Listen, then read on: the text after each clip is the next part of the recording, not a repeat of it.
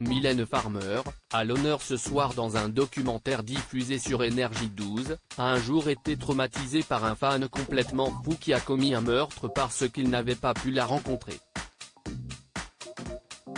Ce jeudi 29 juin 2023 à 21h10, Énergie 12 diffuse le documentaire Mylène Farmer, secret d'une icône. L'occasion ainsi de tout savoir sur la célèbre chanteuse, elle qui s'est construite une véritable communauté au fil du temps. Ses admirateurs sont prêts à tout pour la voir de plus près. Une véritable obsession qui a un jour hélas mené l'un d'entre eux à commettre l'irréparable. En effet, comme le rapportait Le Parisien en 2009, celle qui a habité la luxueuse villa Montmorency dans le 16e arrondissement de Paris s'est retrouvée au cœur d'un fait divers. Furieux de ne pas avoir pu rencontrer son idole, l'un de ses fans avait décidé de se venger en tuant à l'aide d'un fusil à pompe un standardiste dans les locaux du label Polydor, avec lequel la célèbre interprète de Désenchanté travaillait avant de rejoindre Sony Music.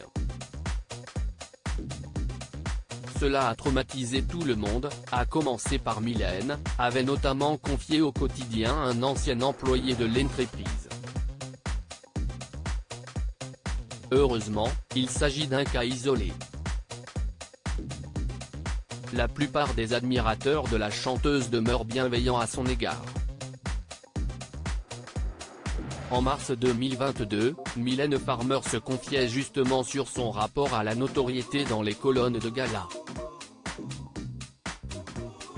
Elle avait accepté un entretien ainsi qu'un shooting de 9 photos avec le magazine. Personne n'est armé pour cela. Si est inattendu. Parfois agréable, souvent brutal. Mais je n'ai pas eu besoin d'opposer une résistance très longtemps. J'ai rapidement compris que la notoriété n'était pas synonyme de bonheur, en ce qui me concerne, avait alors déclaré l'artiste de 61 ans, elle qui ne s'exprime que très rarement en interview.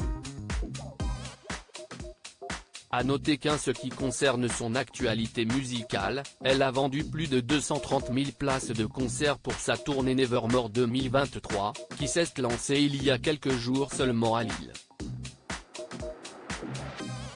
Elle a depuis performé à Nantes, à 2 reprises, à Genève, ainsi qu'à Lyon 2 fois également. Elle s'attaquera désormais au Stade de France dès demain, jusqu'à samedi. Un retour en puissance pour Mylène Farmer, 4 ans après l'imposant spectacle du Live 2019 en résidence à Paris La Défense Arena.